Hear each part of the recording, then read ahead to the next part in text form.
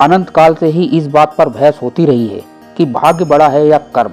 भाग्यवादी लोग यानी कि जो लोग भाग्य या किस्मत में विश्वास रखते हैं, उनका तर्क और मानना होता है कि इंसान चाहे कुछ भी कर ले, कितने ही प्रयास और मेहनत कर ले, पर यदि आपके भाग्य में सफल होना नहीं लिखा होगा तो आप सफल हो ही नहीं सकते। भाग्य का समर्थन करने वाले लोगों का मानना होता है कि हमें जो कुछ भी सुख, समृद्धि, वैभव, सफलता, असफलता आदि जो भी मिलता है वह हमारे भाग्य से ही मिलता है, अर्थात हमारे भाग्य में जो लिखा होता है वही मिलता है। उदाहरण के तौर पर देखें तो जैसे एक समय बिहार के मुख्यमंत्री लालू प्रसाद यादव जी की पत्नी अचानक ही बिहार की मुख्यमंत्री बनी तो वह उनका भाग्य ही था। डॉक्टर मनमोहन सिंह भारत के प्रधानमंत्री बने तो ये भी उनकी कुंडली में राजयोग ही था। तो वहीं दूसरी तरफ वे लोग हैं जो कर्मवादी हैं, अर्थात वो भाग्य को कुछ भी नहीं मानते। उनका मानना होता है कि भाग्यवाद कुछ नहीं होता, पुरुषार्थ अर्थात कर्म ही सब कुछ होता है। अगर आपको कुछ पाना है, सफल होना है तो मेहनत ही एकमात्र उपाय व तरीका है। यानी कर्म से भाग्य का निर्माण किया जा सकता है पर भाग्य से कर्म का नहीं। वैसे भगवान श्री कृष्ण ने भी श्रीमद् भागवत गीता में कर्म की ही प्रधानता बताई है।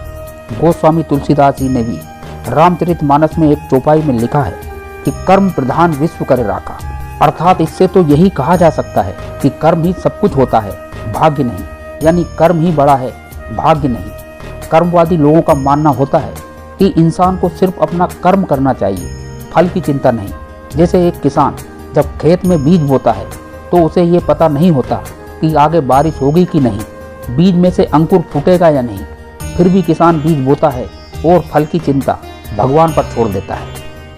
इस तरह दोनों ही पक्षों के अपने अपने तर्क और वितर्क हैं, लेकिन हम इसे और भी गहराई से समझने की कोशिश करें तो हमारे लिए ये समझना बड़ा ही मुश्किल हो जाता है कि सच में बड़ा कौन है, भाग्य या कर्म। क्योंकि जब चार लोग एक समान बुद्धि और ज्ञान वाले एक ही कार्य को एक ही तरीके से और एक ही समय पर करें और उनमें से सफलता केवल दो को ही मिले तो इसे हम क्या कहेंगे? इसे तो हम यही कह सकते हैं कि जो दो लोग सफल नहीं हुए उन दो लोगों का भाग्य उनके साथ नहीं था, इसलिए वो सफल नहीं हुए।